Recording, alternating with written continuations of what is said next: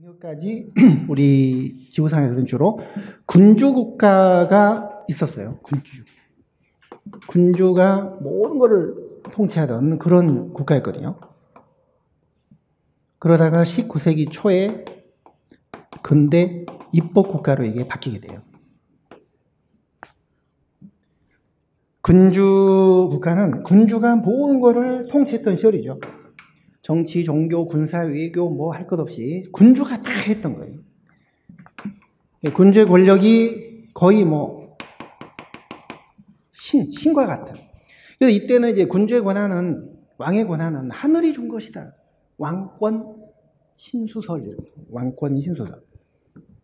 행정학은 이런 걸 뭐 뜻을 막 알거나 그러실 필요 없어요. 아, 왕의 권한은 하늘이 준 거야. 그 정도만 대충 넘어가시면 돼요. 그러니까 절대적인 거잖아요. 일반 국민들이 함부로 이걸 견제하거나 인간이 이걸 침범하거나 할 수가 없는 거예요. 군주의 권력이 절대적인 거예요. 짐은 곧 국가이다. 신이다. 내가 곧 국가인이라. 이런 말, 루이 14세가. 짐은 곧 국가이다. 정말 말 잘했어요. 그때 군주들은 전부 국가의 짐이었어요. 국가의 짐이었어요. 짐이 됐어요. 자, 그러다가 안 되겠다 싶으니까 이제 시민들이 들고 일어났죠. 시민혁명 같은 걸 거쳐 명예혁명, 청교도혁명, 뭐 미국의 독립전쟁, 프랑스 대혁명 외우실 필요 없어요. 대충 감만 잡아요. 이건 행정학의 범주가 아니에요. 그렇게 해서 이제 피를 흘려가면서 절대 군주들을 타도한 거죠. 단두대에 처형시키고 타도한 거예요. 그래서 생긴 게 근대 입법국가예요. 국민의 대표기관인 의회가 중심이 돼서 정부보다는 국민의 대표기관인 의회가 중심이 돼서 국가의 통치를 주도해 나갔던 시절, 그게 입법부가 주도했던 국가다. 그래서 그게 근대 입법국가예요. 근대 입법국가. 그래서 이때는 이제 국민이 활동하는 이 부분이 바로 시장이잖아요. 시장. 그래서 정치적으로는 의회가 모든 걸 다 했어요. 입법부가 모든 걸 주도했던 거예요. 정치적으로는 의회 만능주의. 그다음에 경제적으로는 시장 만능주의. 시장이 다 모든 걸 맡겨야 된다. 정부는 나서거나 규제하면 안 된다. 시장의 조화가 깨진다. 그다음에 이제 행정적으로는 지방에다 모든 걸 맡겨야 된다. 자치 만능주의. 그러니까 행정적으로는 자치 만능주의, 정치적으로는 의회 만능주의, 경제적으로는 시장 만능주의. 이 말은 결국 중앙정부의 권력이나 힘은 클 필요가 없다는 거예요. 다 줄여서 시장으로 주고, 지방으로 주고, 의회로 주고, 군주를 중심으로 하는 중앙의 정부는 작을수록 좋다는, 작을수록. 이때 나온 말이 최소한의 행정이 최선 행정이다.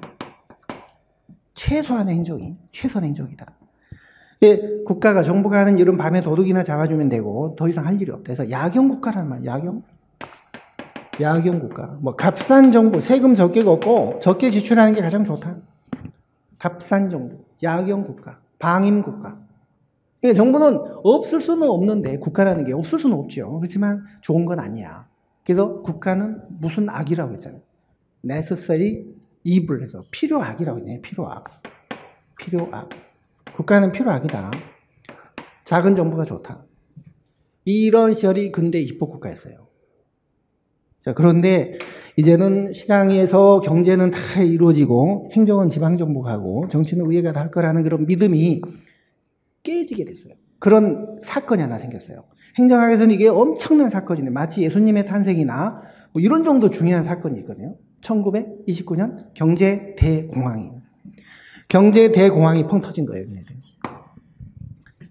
그러니까 이게 경제대공황이라는 건요, 행정학에서 뭐라고 정의하냐면 시장의 실패라고 해요. 시장이 실패했다. 시장 실패다. 그러니까 이 근대 입법국가 때는 시장에서 모든 걸 다 해주니까 정부는 나설 필요 없고 개발 필요 없다라는 그런 믿음이 강했거든요. 그런 경제학을 뭐라 그래요? 누구의? 아담 스미스의 자유방임주의잖아요. 아담 스미스라는 경제학자가 보이지 않는 손을 얘기해요. 보이지 않는 손. 시장에는 보이지 않는 손이 있는데 그 손이 모든 것을 조절해 준다. 정부가 나서거나 개입하면 이게 오히려 깨진다. 나설 필요 없다. 그런 믿음을 갖고 시장에 모든 걸 맡겼는데 이제 그게 제 기능을 못 해주는 사건이 생긴 거예요. 그게 경제대공황이에요. 정치권도 해결을 못했죠. 지방정부도 해결할 능력이 없죠. 시장의 힘으로는 해결 안 되죠. 그래서 이때가 이제 시장 실패, 의회 실패, 자치 실패 이런 말이 나옵니다. 우리 기본서의 39쪽의 맨 꼭대기 날개 그림 보시면 그림. 근대 입법국가의 권력 구조 보시면 정치는 의회에 맡기고 경제는 시장에 맡기고 행정은 자치에 맡기고 중앙정부는 그냥 작은 게 좋다. 그런데 이게 이제 실패가 된 거예요. 그래서 중앙정부가 뉴딜 정책 같은 걸 만들어서 이제 개입을 하고 막 쏟아내 정책을 만들어내기 시작을 했어요. 그 중앙정부의 권한이 점점 커지게 된 거예요. 의회나 지방이나 시장보다 커지. 중앙행정부가 거의 모든 걸 주도하는 국가가 된 거예요. 그게 현대 행정국가입니다. 1930년대부터 한 1970년대까지 있었던 현대 행정국가라고 얘기해요. 현대 행정국가. 이렇게 이제 바뀌게 된 거예요. 1930년대부터 70년대 한 말까지. 그러다가 이제 정부가 너무 커져서 이게 오히려 문제가 됐다. 걸림돌이 된다. 정부가 너무 나대고 설쳐가지고 오히려 제대로 하지도 못하면서 사회의 짐만 된다. 군주가 짐이 되는 게 아니라 이제 국가가 짐이 됐다. 그래서 이제 다시 정부 기능을 좀 줄이자. 정부가 혼자 다 할 게 아니라 시장으로 넘기든지 다시 넘기든지 아니면 이렇게 함께 하든지 함께. 시장으로 넘기는 거 그런 행정 이론이 있었죠. 그게 바로 NPM이라는 게 있었습니다. NPM. New Public Management. 여기 이제 우리말로는 신공공관리라는 뜻이거든요. 신공공관리. New Public Management. 새로운 공공관리. 그러니까 행정은 또다시 관리로 보고 시장이 얼마든지 할 수 있는 거기 때문에 굳이 정부가 다 할 필요 없고 시장으로 다 넘기자. 이때 민영화 이런 거 엄청 추진됐어요. 그게 NPM이었고 시장으로 다 넘기는 게 능사가 아니라 이제는 함께 하자. 시장으로 넘기면 또 이런 문제가 생길 거 아니냐. 그래서 이제는 함께 하자. 그게 거버넌스예요. 이게 80년대 등장을 했고 이게 90년대 등장한 건데 이게 바로 협치입니다. 협치. 이건 함께 하자는 개념이고 얘는 시장으로 넘기자는 개념. 그래서 어쨌거나 이 행정국가 때보다는 정부의 역할이나 기능을 좀 더 줄이자. 이런 국가로 다시 바뀌었거든요. 그게 바로 신행정국가예요. 1980년대 이후에 등장한 새로운 행정국가예요. 여기서 신자는 행정국가를 탈피한다는 뜻이에요. 탈행정국가라는 뜻이에요. 탈행정국가. 현재 우리는 이 거버넌스 상태에 지금 놓여 있는 거거든요. 현재 우리 행정은 거버넌스, 협치. 그래서 행정의 큰 흐름을 보면 이 사이에 많은 이론이 있지만 큰 흐름을 보면 군주가 주도했던 군주국가 시대 때 행정, 입법부가 주도했던 근대 의회 민주주의, 입법국가 시대 행정, 그 다음에 정부가 모든 걸 주도했던 현대 행정국가의 시대의 행정, 그리고 다시 이제는 정부의 기능을 줄이고 시장으로 넘기거나 함께하거나를 강조하는 신행정국가로 바뀌게 된 거예요. 행정의 큰 흐름을 보면 이렇게 바뀌었습니다.